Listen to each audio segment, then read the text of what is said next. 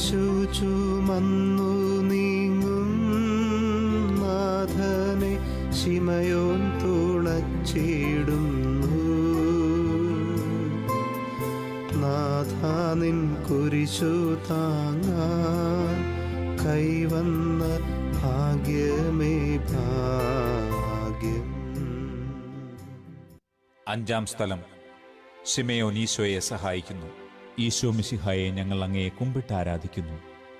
എന്തുകൊണ്ടെന്നാൽ വിശുദ്ധ കുരിശിനാൽ അങ്ങ് ലോകത്തെ രക്ഷിച്ചു.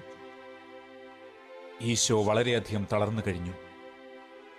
ഇനി കുരിശോടുകൂടെ മുന്നോട്ട് നീങ്ങുവാൻ ശക്തനല്ല. അവിടുന്ന് വഴിയിൽ വെച്ച് തന്നെ മരിച്ചുപോയേക്കുമെന്ന് യൂതന്മാർ ഭയന്നു. അപ്പോൾ ശിമയോൻ എന്നൊരാൾ വയലിൽ നിന്ന് വരുന്നത് അവർ കണ്ടു. കൗറീൻകാരനായ